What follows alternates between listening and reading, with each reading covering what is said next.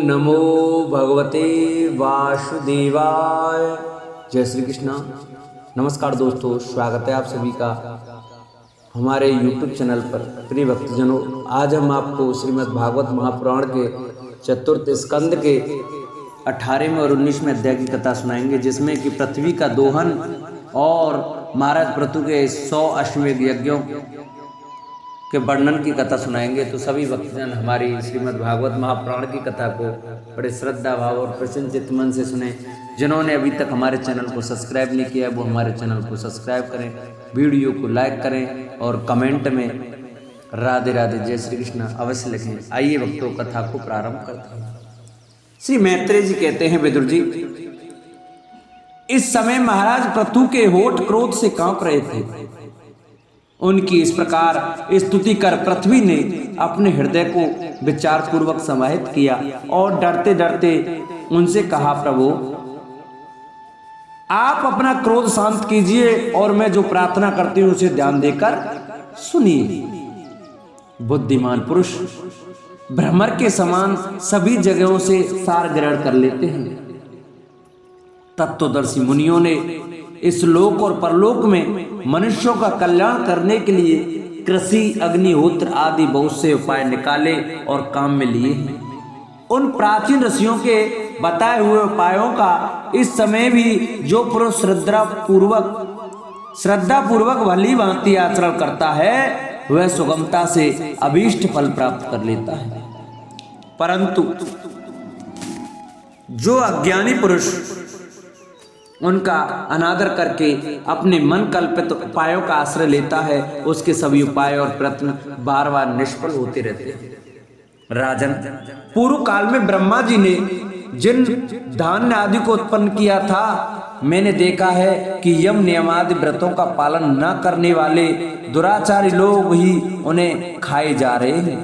लोक रक्षक, आप राजा लोगों ने मेरा पालन और आदर करना छोड़ दिया है, इसलिए सब लोग चोरों के समान हो गए।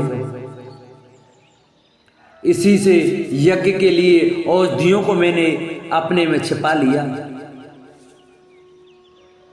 अब अधिक समय हो जाने से अवश्य वे धान्य मेरे उदर में जीर्ण हो गए हैं। आप उन्हें पूर्वाचार्यों के बतलाए हुए उपायों से निकाल लीजिए। लोकपालक वीर, यदि आपको समस्त प्राणियों के अभिष्ट एवं बल की बुद्धि वृद्धि करने वाले अन्न की आवश्यकता हो तो आप मेरे योग्य बछड़ा, दोहना पात्र और दोहने वालों की व्यवस्था कीजिए। मैं उस बछड़े के स्नेह से पिनाकर दूध के रूप में आपको सभी अभिष्ट वस्तुएं दे दूंगी। राजन, एक बात और है, आपको मुझे समतल करना होगा, जिससे कि वर्षा ऋतु बीत जाने पर भी मेरे ऊपर इंद्र का बरसाया हुआ जल सर्वत्र बना रहे। मेरे भीतर की आर्द्रता सूखने न पावे, यह आपके लिए बहुत मंगलकारक होगा। पृथ्वी के कहे हुए ये प्रिय और हितकारी वचन सुनकर महाराज पृथु ने स्वयं मनु को बछड़ा बना अपने हाथों में ही समस्त धान्यों को धो लिया। पृथ्वी के समान अन्य विज्ञ जन भी उस जगह से सार ग्रहण कर लेते हैं। अतः उन्होंने भी पृथ्वी जी के द्वारा बस में की हुई वसुंधरा से अपनी अपनी अभिष्ट वस्तुएं धो ली। ऋषियों ने बृहस्पति जी को बछड़ा बनाकर इंद्रिय, वाणी, मन और श्रोत्र रूप पात्र में पृथ्वी देवी से वेद रूप पवित्र दूध दुहा। देवताओं ने इंद्र को बछड़े के रूप में कल्पना कर स्वर्ण में पात्र में अमृत, वीर्य, मनोबल, ओज और इंद्रिय बल और शारीरिक बल रूप दूध दोहा। दैत्य और दानवों ने असुर श्रेष्ठ प्रहलाद जी को वत्स बनाकर लोहे के पात्र में मदरा और आसव, ताड़ी आदि रूप दूध दोहा। गंधर्व और अप्सराओं ने विश्वावसु को बछड़ा बनाकर कमल रूप पात्र में संगीत, माधुर्य और सौंदर्य रूप दूध दोहा। श्राद्ध के अधिष्ठाता महाभाग पितृगण ने अर्यमा नाम के पितृश्वर को वत्स बनाया तथा मिट्टी के कच्चे पात्र में श्रद्धा पूर्वक कव्य पितरों को अर्पित किया जाने वाला अन्न रूप दूध दोहा। फिर कपिल देव जी को बछड़ा बनाकर आकाश रूप पात्र में सिद्धों ने अणिमादि अश्य सिद्धि और विद्याधरों ने आकाश गमन आदि विद्याओं को दोहा। किम पुरुष आदि अन्य मायावियों ने मैं दानव को बछड़ा बनाया तथा अंतर्धान होना, विचित्र रूप धारण कर लेना आदि संकल्पमयी मायाओं को दुग्ध रूप में दोहा। इस प्रकार यज्ञ राक्षस तथा भूत पिशाच आदि मांसाहारियों ने भूतनाथ रुद्र को बछड़ा बनाकर कपाल रूप पात्र में रुद्रा सब रूप दूध दोहा। बिना फल वाले सांप, फन वाले सांप, नाग और बिच्छू आदि विषैले जंतुओं ने तक्षक को बछड़ा बनाकर मुख रूप पात्र में विषरूप दूध दोहा। पशुओं ने भगवान रुद्र के वाहन बैल को वत्स बनाकर वन रूप पात्र में तृण रूप दूध दोहा। बड़ी बड़ी डालों वाले मांसभक्षी जीवों ने सिंह रूप बछड़े के द्वारा अपने शरीर रूप पात्र में कच्चा मांस रूप दुग्ध दोहा। और गरुड़ जी को वत्स बनाकर पक्षियों ने कीट पतंगादि चर और फलादि अचर पदार्थों को दुग्ध रूप में दोहा। वृक्षों ने बट को वत्स बनाकर अनेक प्रकार का रस रूप दूध दोहा। और पर्वतों ने हिमालय रूप बछड़े के द्वारा अपने शिखर रूप पात्रों में अनेक प्रकार की धातुओं को दोहा। पृथ्वी तो सभी अविष्ट वस्तुओं को देने वाली है और इस समय वह पृथु जी के अधीन थी, अतः उससे सभी ने अपनी अपनी जाति के मुखिया को बछड़ा बनाकर अलग अलग पात्रों में भिन्न भिन्न प्रकार के पदार्थों को दूध के रूप में दोह लिया। कुरुश्रेष्ठ विदुर जी, इस प्रकार पृथु आदि सभी अन्न भोजियों ने भिन्न भिन्न दोहन पात्र और वत्सों के द्वारा अपने अपने विभिन्न अनुरूप दूध पृथ्वी से दूहे। इससे महाराज पृथु ऐसे प्रसन्न हुए कि सर्व काम दोहा पृथ्वी के प्रति उनका पृथ्वी के समान स्नेह, पुत्री के समान स्नेह हो गया और उसे उन्होंने अपनी कन्या के रूप में स्वीकार कर लिया। फिर राजाधिराज पृथु ने अपने धनुष की नोक से पर्वतों को फोड़कर इस सारे भूमंडल को प्राय समतल कर दिया। वे पिता के समान अपनी प्रजा के पालन पोषण की व्यवस्था में लगे हुए थे। उन्होंने इस समतल भूमि में प्रजा वर्ग के लिए जहां तहां यथा योग्य निवास स्थानों का विभाग किया। अनेकों गांव, कस्बे, नगर, दुर्ग, अहिरों की बस्ती, पशुओं के रहने के स्थान, छावनियां, खाने, किसानों के गांव और पहाड़ों की तलहटी के गांव बसाए। महाराज पृथु से पहले इस पृथ्वी तल पर पुर ग्राम आदि का विभाग नहीं था। सब लोग अपने अपने सुविधे के अनुसार बेखटक के जहां तहां बस जाते थे। श्री मैत्रेय जी कहते हैं, विदुर जी, महाराज मनु के ब्रह्मवत क्षेत्र में जहां सरस्वती नदी पूर्वमुखी होकर बहती है, वहां राजा पृथु ने 100 अश्वमेध यज्ञों की दीक्षा ली। यह देखकर भगवान इंद्र को विचार हुआ कि इस प्रकार तो पृथु के कर्म मेरे कर्मों की अपेक्षा भी बढ़ जाएंगे, इसलिए वे उनके यज्ञ महोत्सव को सहन न कर सके। महाराज पृथु के यज्ञ में सबके अंतरात्मा सर्वलोक पूज्य जगदीश्वर भगवान हरि ने यज्ञेश्वर रूप से साक्षात दर्शन दिया था। उनके साथ ब्रह्म, रुद्र तथा अपने अपने अनुचरों के सहित लोकपाल गण भी पधारे थे। उस समय गंधर्व, मुनि और अप्सराएं प्रभु की कीर्ति गा रहे थे। सिद्ध, विद्याधर, दैत्य, दानव, यक्ष, सुनंद, नंद आदि भगवान के प्रमुख पार्षद और जो सर्वदा भगवान की सेवा के लिए उत्सुक रहते हैं, वे कपिल, नारद, दत्तात्रेय एवं सनकादि योगेश्वर भी उनके साथ आए थे। भारत, उस यज्ञ में यज्ञ सामग्रियों को देने वाली भूमि ने कामधेनु रूप होकर यजमान की सारी कामनाओं को पूर्ण किया था।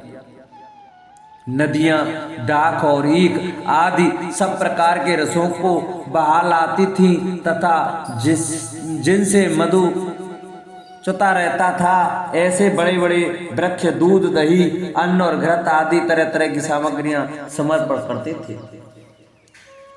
समुद्र बहुत सी रत्न राशियां, पर्वत, भक्ष्य भोज, चोष्य और लेहा, 4 प्रकार के अन्न तथा लोकपालों के सहित संपूर्ण लोग तरह तरह के उपहार उन्हें समर्पण करते थे। महाराज पृथु तो एकमात्र श्री हरि को ही अपना प्रभु मानते थे। उनकी कृपा से उस यज्ञ अनुष्ठान में उनका बड़ा उत्कर्ष हुआ, किंतु यह बात देवराज इंद्र को सहन न हुई और उन्होंने उसमें विघ्न डालने की भी चेष्टा की। जिस समय महाराज पृथु अंतिम यज्ञ द्वारा भगवान यज्ञपति की आराधना कर रहे थे, इंद्र ने ईर्ष्यावश बस गुप्त रूप से उनके यज्ञ का घोड़ा हर लिया। इंद्र ने अपनी रक्षा के लिए कवच रूप से पाखंड वेश धारण कर लिया था, जो अधर्म में धर्म का भ्रम उत्पन्न करने वाला है, जिसके आश्रय लेकर पापी पुरुष भी धर्मात्मा सा जान पड़ता है। इस वेश में वे घोड़े को लिए बड़ी शीघ्रता से आकाश मार्ग से जा रहे थे कि उन पर भगवान अत्रि की दृष्टि पड़ गई। उनके कहने से महाराज पृथु का महारथी पुत्र इंद्र को मारने के लिए उनके पीछे दौड़ा और बड़े क्रोध से बोला, अरे खड़ा रहे, खड़ा रहे।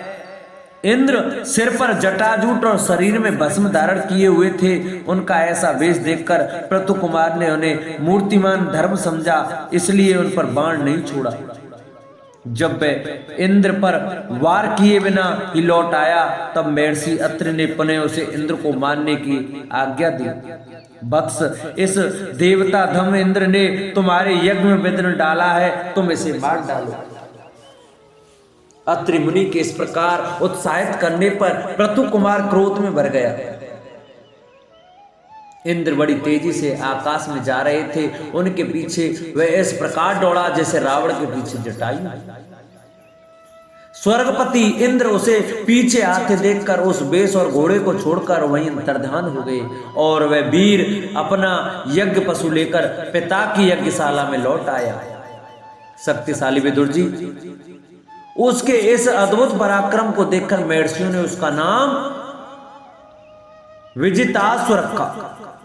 यज्ञ पशु को चसाल और यूप में बांध दिया गया था। शक्तिशाली इंद्र ने घोर अंधकार फैला दिया और उसी में छिपकर वे फिर उस घोड़े को उसकी सोने की जंजीर समेत ले गए।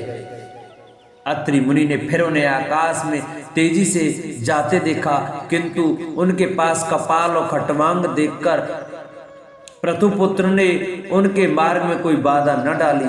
तब अत्रि ने राजकुमार को फिर उकसाया और उनसे गुस्से में भरकर इंद्र को लक्ष्य बनाकर अपना बाण चलाया। यह देखते ही देवराज उस बेश और घोड़े को छोड़कर वहीं अंतर्ध्यान हो गए। वीर विजिताश्व अपना घोड़ा लेकर पिता की यज्ञशाला में लौट आया।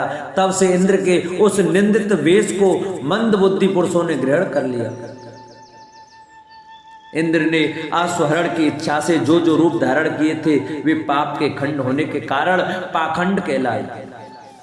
यह खंड शब्द चिन्ह का वाचक है। इस प्रकार पृथु के यज्ञ का विध्वंस करने के लिए यज्ञ पशु को चुराते समय इंद्र ने जिन्हें कई बार ग्रहण करके त्यागा था, उन नग्न, रक्तांबर तथा कपालिक आदि पाखंड पूर्ण आचारों में मनुष्यों की बुद्धि प्राय मोहित हो जाती है, क्योंकि वे नास्तिक मत देखने में सुंदर हैं और बड़ी बड़ी युक्तियों से अपने पक्ष का समर्थन करते हैं।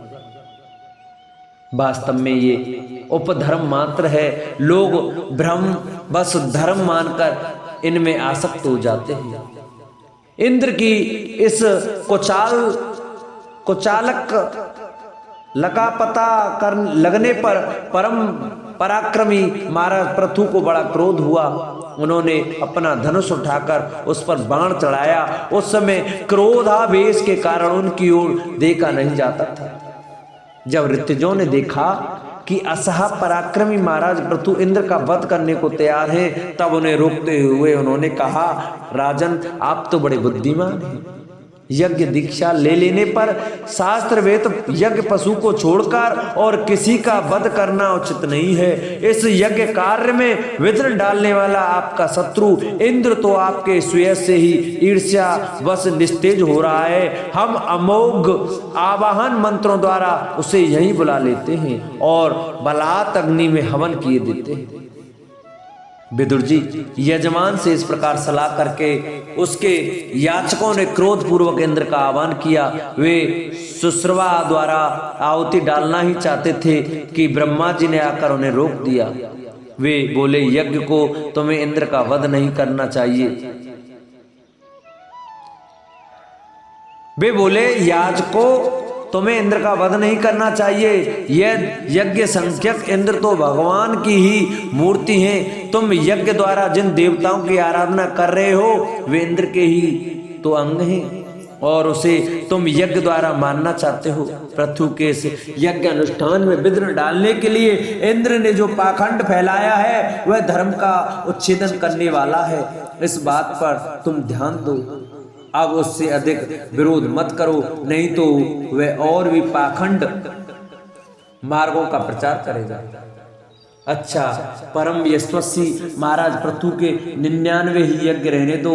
फिर राजर्षि पृथु से कहा, राजन आप तो मोक्ष धर्म के जानने वाले हैं, अतः आपको इन यज्ञानुष्ठानों की आवश्यकता नहीं है। आपका मंगल हो। आप और इंद्र दोनों ही पवित्र कीर्ति भगवान श्री हरि के शरीर हैं, इसलिए अपने ही स्वरूप भूत इंद्र के प्रति आपको क्रोध नहीं करना चाहिए। आपका यह यज्ञ निर्विघ्न समाप्त नहीं हुआ, इसके लिए आप चिंता न करें। हमारी बात आप आदर पूर्वक स्वीकार कीजिए। देखिए, जो मनुष्य विधाता के बिगाड़ हुए काम को बनाने का विचार करता है उसका मन अत्यंत क्रोध में भरकर भयंकर मोह में फंस जाता है। बस इस यज्ञ को बंद कीजिए।